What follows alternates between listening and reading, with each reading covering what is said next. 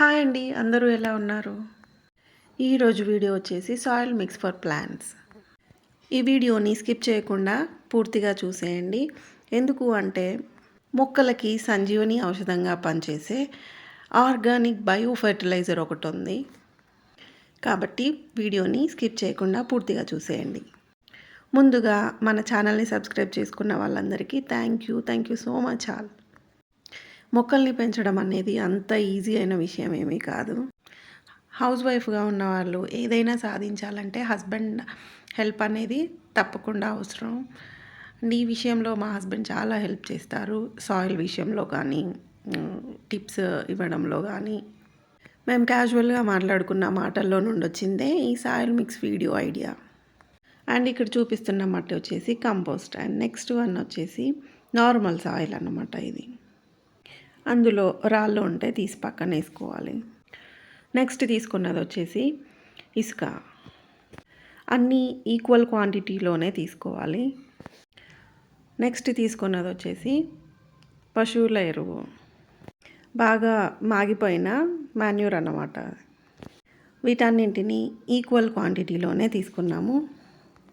And next వచ్చేసి దీంట్లో trichoderma viride and సుడోనమస్. మనం తీసుకుంది సాయిల్ కొద్దిగానే కాబట్టి కొంచెంగా యాడ్ చేసుకున్నాము.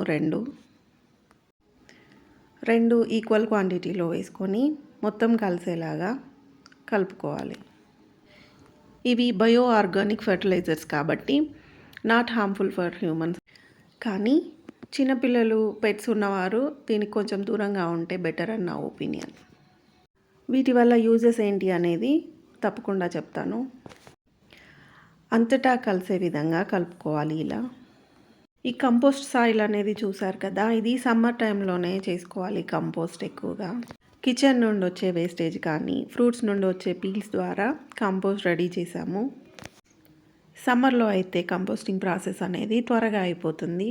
ఈ రైనీ సీజన్లో ఫ్లైస్ అవి వచ్చే ఛాన్సెస్ ఉన్నాయి కాబట్టి ఈ సీజన్లో ప్రాసెస్ అనేది చేయకండి.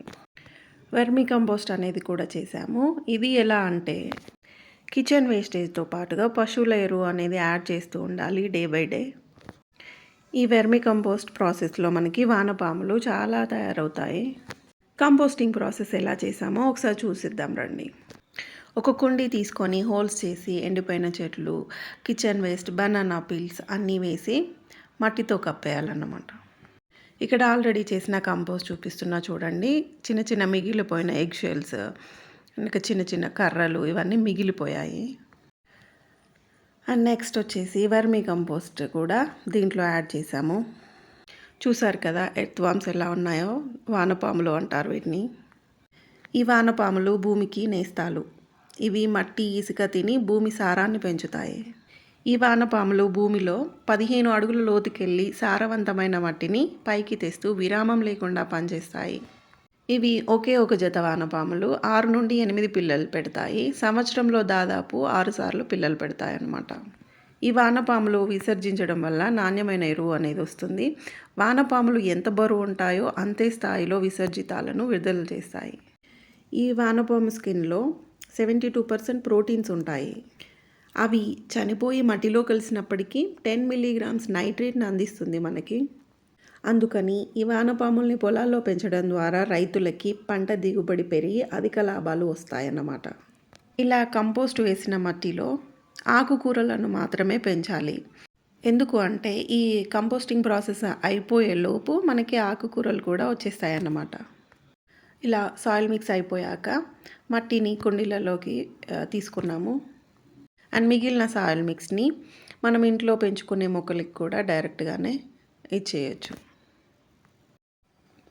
ఇలా పాలకూరకి ఇచ్చేసాము ఆ మట్టిని, మిగిలిన మట్టినంతా.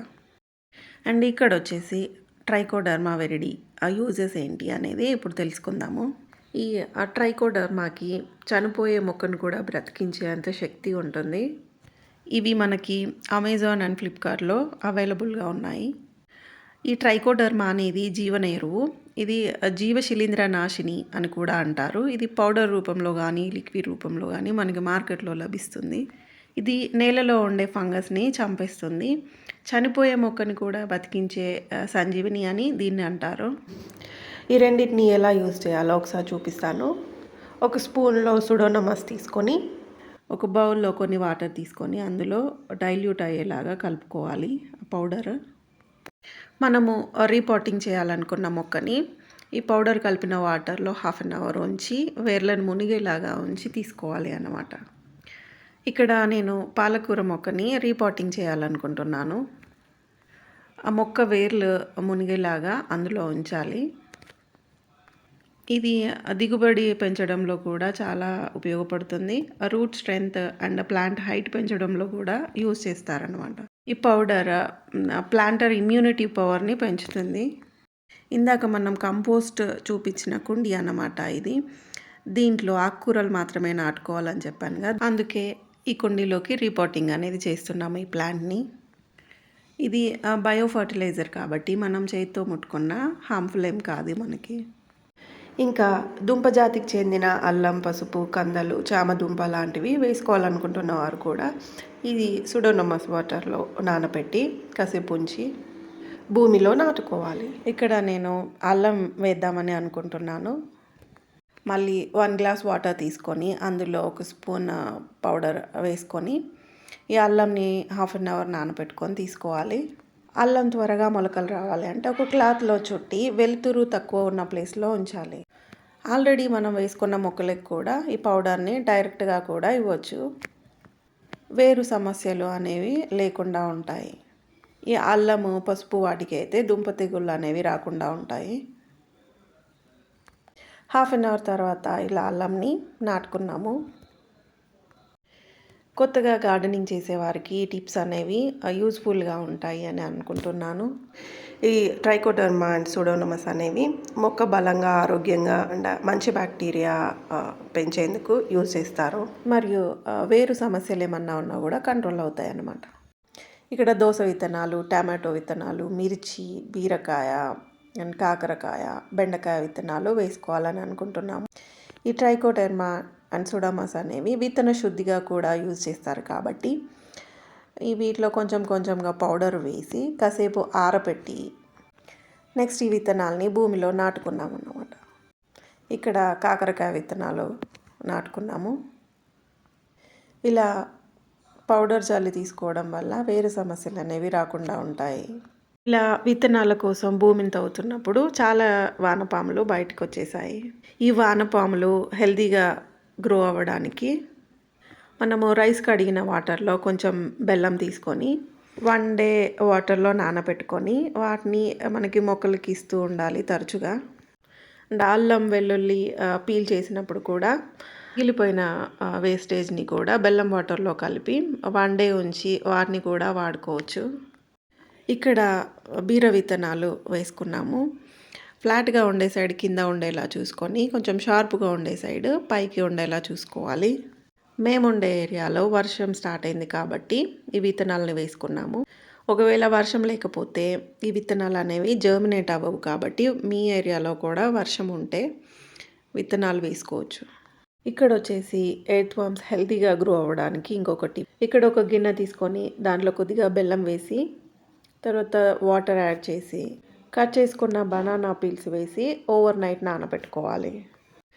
గార్డెనింగ్ అంటే ఇష్టం ఉండి మొక్కలు పెంచాలనుకుంటున్న వారికి ఈ వీడియో కొద్దిగా అయినా యూజ్ఫుల్ అవుతుందని అనుకుంటున్నాను. ఓవర్ నైట్ నానబెట్టుకున్నాక నెక్స్ట్ డే ఈ కలర్లోకి వచ్చింది ఆ లిక్విడ్ అనేది. ఈ లిక్విడ్ అనేది 1 మగ్ వరకు ఉంటే 1/2 బకెట్ వరకు వాటర్ యాడ్ చేసుకోవాలి ఆ లిక్విడ్లో. ఈ లిక్విడ్ని అన్ని రకాల మొక్కలకి ఇవ్వచ్చు. ఈ వీడియో మీకు తప్పకుండా నచ్చిందని అనుకుంటున్నాను. ఇంకా గార్డెనింగ్ ఐడియాస్ ఇవ్వాలనుకున్నవారు కామెంట్ బాక్స్లో కామెంట్ చేయండి. ఇప్పటివరకు సబ్స్క్రైబ్ చేసుకున్న వాళ్ళందరికీ thank you so much all for supporting us.